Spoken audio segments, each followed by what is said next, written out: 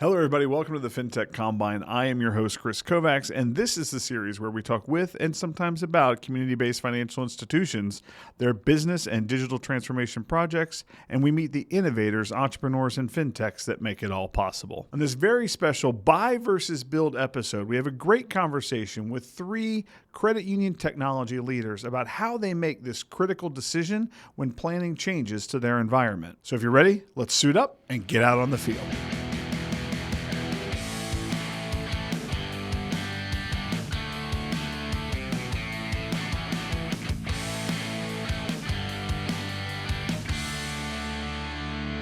Hey guys, welcome to the Fintech Combine. I'm so excited to have you here. I have been looking forward to this conversation since the first idea of it happened about a month ago. So I really appreciate you guys taking some time out of your busy schedule to join me.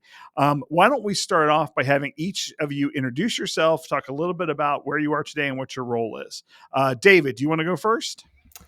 Sure. I'm David Elliott. I'm the CIO of Kinecta Federal Credit Union. Been with the credit union for about 15 years now, about 10 years in the current role. We've had on-staff development ever since I've been there. Started off leading the development team before I moved into the CIO role. So we've always had the option of building instead of buying. Historically, we did a lot of building, back before a lot of stuff was available off the shelf. And we've evolved over the years to making it much more strategic decisions on when we're going to invest resources in building things from scratch versus buying them. But it's been a fun journey, and it's always a good conversation to have. There's no clear cut answer for each one, but there's a lot of pros and cons to both. But it's nice to have the option. Thank you for joining us, David. Willis, why don't you go next? Tell us a little bit about yourself and what your role is. Sure. I'm Willis Chang from Kinecta Federal Credit Union. I've been with the credit union for 21 years now. Started as a programmer, which, again, this kind of fits in with the build versus buy. Currently, again, in this role for about 2 years officially, maybe the last 5-6 years, kind of unofficially, just driving things with the credit union. And I think, like Elliott or like David said, I'm definitely we started out more on the build side, and then we've transitioned more towards the buy side. And again, I don't think there is a clear cut answer, and I'm looking forward to diving into this. Last thing I'll say is that these are my own personal views, and I don't represent the views of my credit union. There you go. There you go. Al, how about you? Hey, I'm Al Pitcher. I work for TwinStar Credit Union and also Northwest Community Credit Union. We're actually newly merged as of June 12th, 2023. And this topic is really interesting right now as we bring two credit unions together and look at our product mix and whether or not there's build versus buy opportunities. I've been with them for a couple of years. Previous to that, was with another organization that predominantly built all of their applications. So it was a true digital credit union. And my thoughts have shifted a little bit on this topic, and I'm looking forward to diving into the build versus buy discussion. Excellent. Excellent. I really do appreciate it. One of the things that gave me the idea for this was there is a lot of conversations now around credit unions because of the ability to develop on top of other services. A lot of credit unions are kind of savoring that opportunity to go to try to get out of the vendor traps and problems they've had in the past, right?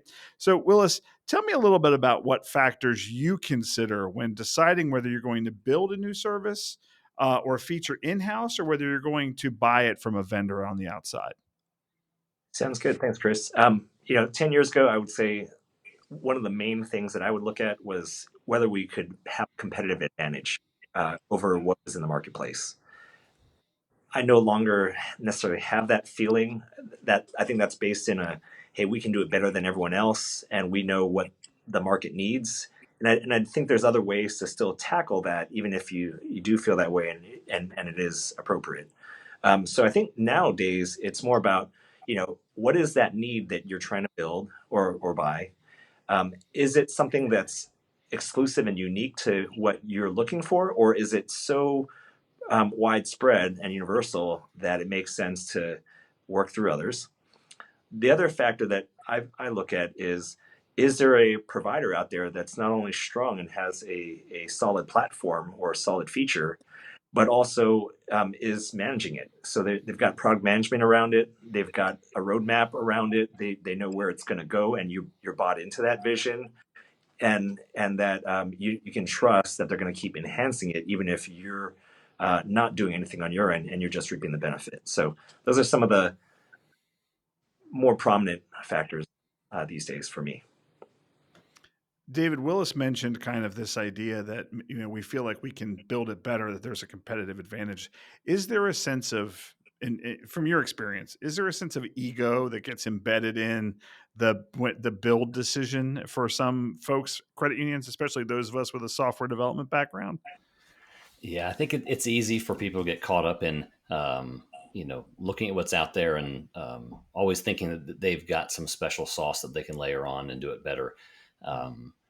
It's important to make sure that the people making the decision about build versus buy aren't the people who are responsible for building uniquely. If only tool you have is a hammer, every problem looks like a nail. You don't often make a suggestion to go buy something that you could build yourself. The factors Willis mentioned, whether it's a competitive differentiator, uniqueness, but also time to market is something to consider as well. You can build things pretty fast in these days, but it's still not as fast as buying something that's already available. And sometimes the investment you make in building something, the product or feature doesn't live long enough to see the ROI. In the changing environment, it may not be worth the investment. And then the unfortunate side is if it does live long enough, you start accumulating some technical debt as that product ages. And now those resources that can't be used on greenfield development are now doing bug fixes and maintaining product that isn't exciting for those developers who thought it was so cool to build a new feature. Don't want to be fixing bugs and doing maintenance on it a few years down the road. Al, is the challenge that David's talking about, the challenges that David is talking about, are those something that management considers when they're making this buy versus build decision, or is it these things they discover after the fact? Well, I think it depends on the level of maturity of your software organization and your leadership team. Having learned the hard way a couple of times, exactly to David's point, you build something, and you realize that it stays in use a long time. People come and people leave from organizations, and oftentimes what'll happen is, hey, we had this application, it was in use, it was supported by someone, and they've gone. And then the organization is looking for someone who can, run it. So it's a fire drill. So I think one of the key things to think about when you're doing this, build or making a build versus buy decision. First of all, if you're going to build, you can't treat it as if it's a project, right, with a definitive end and start date, and voila, we've got this shiny new thing, and then it's expected to run and live forever, right? That rarely happens. So you've got to have a mindset of, if we're going to take on the build component, you have to have a product approach to it, right? And you got to build a team around it so that that product can have a life that's never ending. There's always going to be new features and functionalities. My caution with that is that's an expensive approach, and that's where thinking about that build versus buy and the trade-offs. Willis brought up an excellent point, right? Is what I'm building something that is unique, and there's nothing else in the environment that we can leverage and use, right? That's something that is compelling. Maybe there is a case for that. But boy, if there's something that's out there, you have to think about, what's my core business, right? And maybe they can do it better. And so that's kind of my thoughts on how we should think and approach with these. We're probably all a little more mature in that, and starting to understand that there's people with specialties out there and products, and that takes me back to where my position is changing a little bit. Mm. And I think from my organization standpoint and technology leadership, we want to be really good at integrations, right? And being able to partner with third parties who that is their business, that feature or functionality that we're looking at, if we can find them, and then just be really sharp at being able to interact and integrate through APIs. How it occurs to me, like when we went through this, and all of us, because you're right. I think the folks who are on this call probably learned some of these lessons together, right, or side by side in some circumstances. Um, as we were going through this, I felt like it was probably more, we were focused more from a waterfall mentality, right?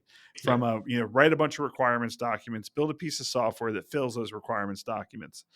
To what degree, and I'll do this as a jump ball, to what degree has agile methodologies for software development made it easier or harder to make the build decision over buy? Anybody? Well, I think it's harder at first because there's an education factor to it, right? But in a previous life of mine, we started with just one application, and we're able to demonstrate the competency of Agile in a pure software development environment play. That caught on, but the situation was different. We were building online banking, mobile banking, consumer lending products, and we were able to scale to up to 7 dedicated agile teams, right? But then that created some complexity, and we had to adopt an even broader agile approach, which was scaled agile, and increment planning meetings, and making sure that dependencies were known through all of our Scrum teams. So again, that's very expensive, and we're not selling that product. It was internally, so that maintenance factor of all of those various products that we had made it very expensive. And some companies can do that. I know the one that I'm at now, that's an approach that just is going to be too costly for us. So that agile approach, I think we can adopt some of the mentality of it. I think sprint planning for initiatives is really good. Small bites and chunks, and delivering in 2 weeks. But it varies in approach, whether that's a Kanban or a true Scrum team or not, with a smaller organization, I think. I tend to think that, to Al's point, it is expensive, and you do need resources, and so it's only a percentage of your organizations are able to really utilize Agile, have the competency and time and experience and dedication to really make that work. That being said, I also think Agile could apply not only for the build scenario, but also to the buy scenario. I think from a product ownership perspective, what features we want to push from a vendor management and product management perspective, we can still work those types of things into sprints activities. It just would be a different style team, different resources. David, do you have an example of where you made the decision, or perhaps a credit union made the decision to build a service or feature, perhaps on a platform, versus building it entirely from scratch? And kind of, can you compare and contrast the differences there? Yeah. So over the years, we've built features and even products before platforms were really readily available. So, like you mentioned, detailed requirements gathering built from scratch. A lot of resources go into some of the non-functional requirements, the scalability, the maintainability, all the things that the business doesn't really see and isn't always focused on. But there's a lot of resources that go into it. The benefits of working with the platform is a lot of those things have been handled for you. So whether it's the securability, built into the platform, maintainability, updatability, things like that. we've built products in the past. Years ago, we built e-alerts before those were a thing. We had them before Bank of America had e-alerts. Eventually, that became table stakes and pretty standard in the platform we were using. So we were able to sunset our custom built version and use the one built into the platform. Mm-hmm. And even then, we actually had to regress a few features because we built it exactly the way we wanted it. But when there are some compromises to make when you're buying something. There's good and bad. You get the ideas of other contributors, whether that's product owners in the platform product management team or other consumers of the product. But sometimes your vision doesn't always align with theirs. So you have to have trade-offs in some of those. But it definitely paid off having the feature before we could. And then it certainly made sense to not maintain that going forward because that was not a competitive differentiator to maintain a basic functionality like that. Hmm. With the ability for a credit union to invest in capital expenditures for the development of a solution, right? How does cost get factored into your decisions, your build versus buy decisions? You have to look at it from a couple of perspectives, right? You've got to run the business, and then you've got to have some capacity to be able to build and maintain those things, right? So I think from my perspective, if we were to now with a kind of a product mindset, if we were to take on a project to build something internally, there would be resource considerations, right? Mm-hmm. So this is a product. You need a team and a team that's dedicated to maintaining that product. Even with a platform or a tool, every application needs an owner of some sort, right? You want to make sure you get the value out of whatever you're building or buying. So I think there are a lot of considerations around build versus buy, like what is obviously the application supposed to do, Mm-hmm. and is that application something that requires full-time or part-time? And generally, you want to do that in partnership with we're in technology, but whatever the business department is that sees the need for that. So there's their resources too. So I think that all goes into the planning of whether or not build versus buy, and then you can get into some scenarios where you're looking at both sides from a cost perspective. I think, like you mentioned, talking about having capital investments, I think we've all learned the lesson over the years.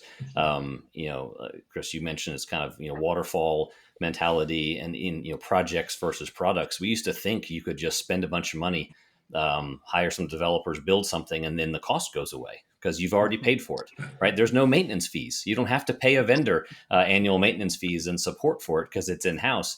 And you start to realize that those costs are way higher than you anticipated. Those resources you thought were moving on to something else now get drugged back in when there's a vulnerability found or a new feature that you have to develop. So I think it's not so much a capital. There is no such thing as a one-time capital expenditure for custom software. Mm-hmm. It is definitely a recurring cost, whether you recognize it or not. In any of your analyses for a build versus buy decision, did you consider using offshore resources?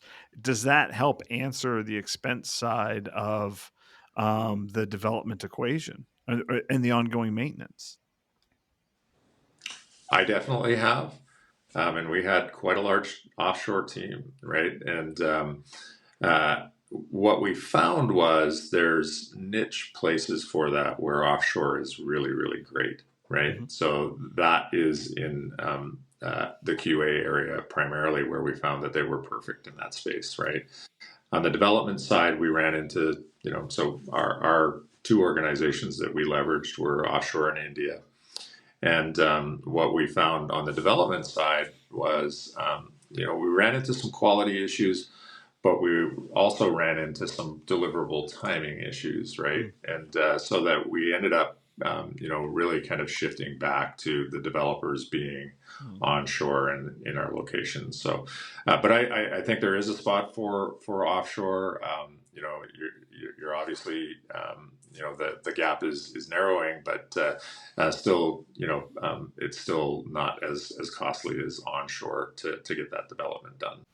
Yeah, I think the offshore advantages really come in that initial build process where potentially you could save money by just shipping out a bunch of requirements to be built. But the pain point of the build decision is the ongoing care and feeding. And they're not going to be there when something breaks at 1 a.m.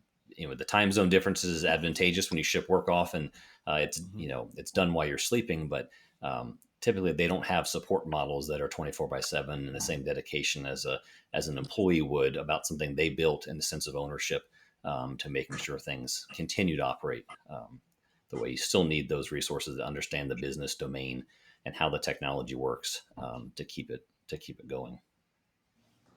And that's the friction that we've encountered as well. It's just that inefficiency between time zones, or between having kind of the conversations with the subject matter experts on the business side, or again, those misalignments of expectations or requirements. So that's where it hasn't quite paid off for us. So, what Al shared about QA, that kind of makes sense to me.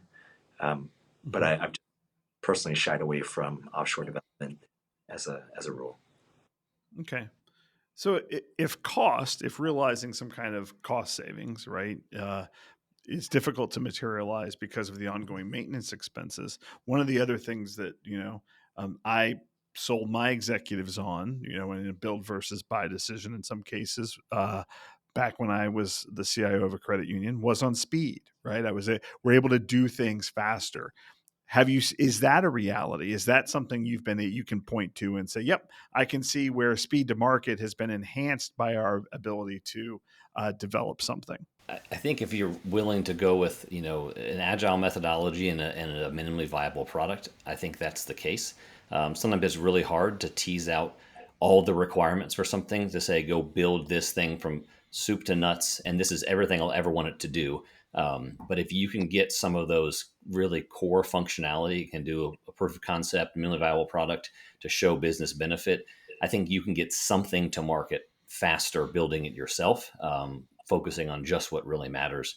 And some of those future features either don't come at all. You realize that, this isn't going to live long enough, or it continues to evolve and you dedicate the resources to grow. But if there's a long list of what you need and there's a huge gap to fill, you're most likely not going to be able to develop it fast enough with all the back and forth needed to get that to market. But I agree.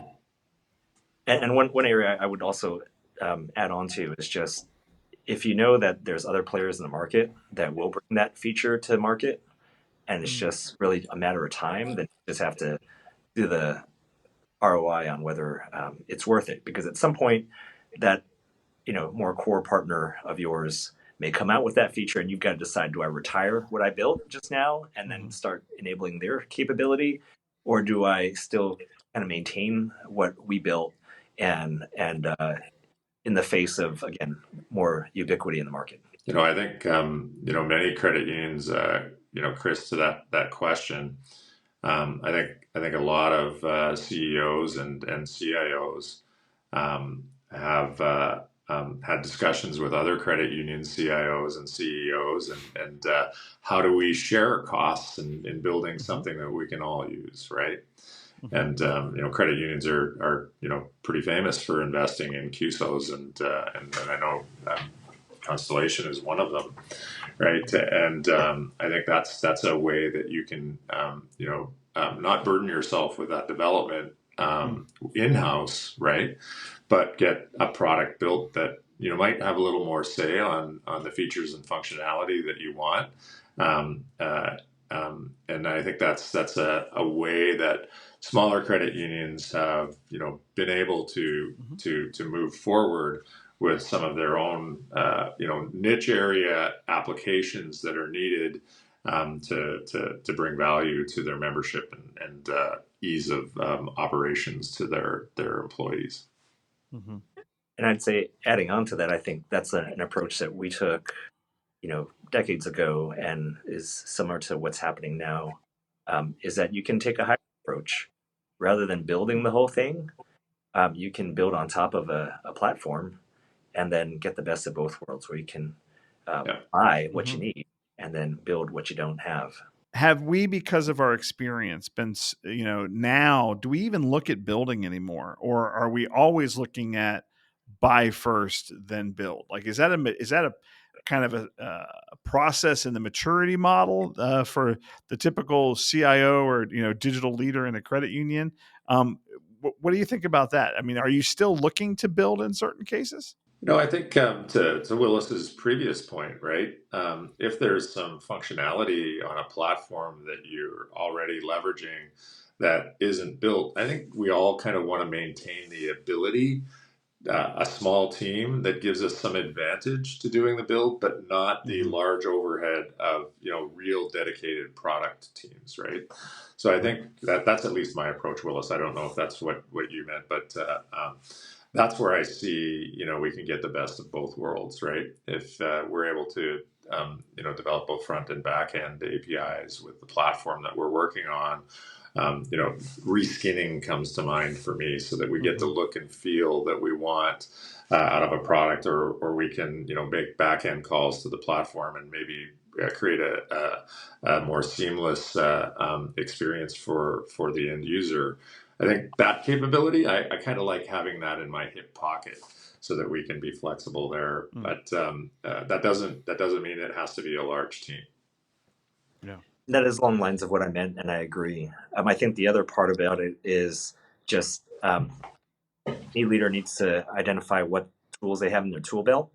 So again, if you're starting from scratch, that's different than if you're already in an established organization that already has strong, integration capabilities, middleware, iPaaS, whatever it is, or a strong development team and competency within the organization, or already has agile, project teams stood up. So again, I think you just have to take inventory of where you are in the journey and, what level of commitment you and your organization are willing to take at that point. Yeah, I think build is certainly still an option. But like any decision, you're going to look at all the options on the table, right? So if you're evaluating a product, you look at multiple vendors. We consider building as another possible vendor, right? So you weigh it the same way. What is the value it brings? What's the ROI? What's the speed to market? So you don't say, hey, let's go build something and not even consider what's in the marketplace. And I think the default is to look what's available first. But at the same time, you sandy check that with, okay, based on what they're offering, time to market, feature functionality, could we build something faster, better, cheaper, pick two, and then decide if that's a compromise or not. So it's one of the options, but I think you would be foolish at this day and age to say, I've got a bunch of developers, we should just build it. Let's not even look in the market and see what's out there. Let's not consider partnering with anyone. Let's just idle hands. Let's get them something to do. It's always got to be a comparison. Yeah. Can I touch on that point? Yeah, go ahead, Willis. Partnering. I think that's important. So again, as maybe at least there's more openness. I'm not going to say it's a shift, but as long as there's more openness towards working with a partner, I think that's the key. Is that we as an industry have to build that competency to know how to lean in. Who is it that we know at the other organization? Are they at the right level? How can we influence their roadmap?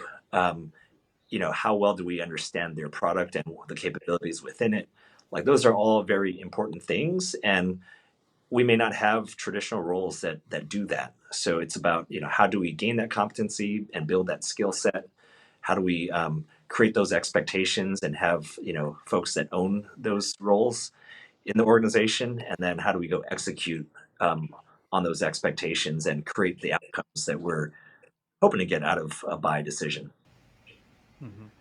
Yeah, when looking at buying, whether you're buying a platform or an off-the-shelf product, but especially a platform, I've heard the analogy. It's not like buying software; it's like hiring an employee, and the evaluation should be the same. What's your 5-year plan? Where do you see yourself in 5 years? What does your leadership look like? What are your motivations? Let's look at your track record. Where have you been?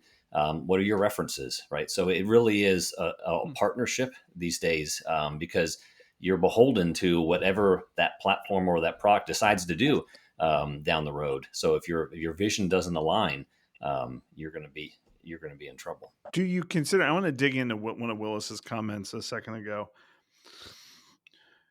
Has integration really, and the ability to integrate other services. If I take that on as an institution, right, does that make it easier for me to buy services, adapt more quickly without me having to undertake the development of a whole application, right? So I think sometimes we talk about build versus buy, and we're thinking about, oh, I'm going to go build the big thing, right?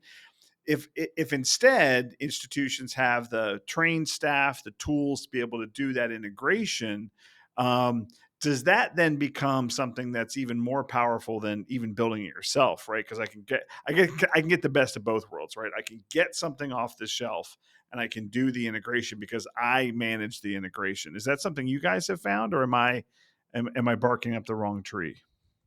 I think that was kind of what I was meaning. I want to be really, really great at integrations, Kris. Mm-hmm. So, whether we're using, and I'll use a couple of well-known names out there, but a MuleSoft from that middleware perspective, or PortX, or Azure Application Services. I want my teams to be really, really good at that API and API gateway, so that we can kind of measure, how our integrations are working with those third parties, and releasing new releases into the environment within our backends. And I really, really think that's the secret sauce now for us. And that way, that gives us the capability of really being nimble in choosing the partners that we're with. So if one partner relationship is going bad, and we want to go with another one, if their API if they're API driven, and we've got teams that are really, really great at integrating the API stack, I think we can bring some nimbleness to the organization, and be able to change what our product mix is, what our vendor mix is, and all of that relatively quickly. Nothing is super easy, but it's easier if you have a platform like that. I agree, and I think it's an enabler, and it's something that progressive institutions have benefited from if they had that 10 years ago, 15 years ago. I think it's also important to have kind of the product mindset. What can be integrated between two of your core providers, and so it's not only having the technical wherewithal, but also having the product vision of seeing how the two things or multiple things can tie together to create business value. The other aspect is that some of these core providers have their own integration layer, and so you don't necessarily have to have your own integration stack, but it certainly does help because it again gets you in the mindset. You understand the underpinnings. You know how hard it is for that vendor to create those integration points, and you kind of hold them accountable, having that knowledge. Yeah, I would agree that the last point about knowing how it works, having built the integrations between systems, makes you some really desirable customers for a lot of vendors trying to do integrations, because you know what to expect. You ask the right questions, you can help them connect to vendors that maybe you work with, and you can kind of marshal that conversation. But having built it before is invaluable in those discussions. You often get a very good response from from some of the engineers working on integrations when you can speak their language, and again enable a much quicker turnaround on some of those integrations.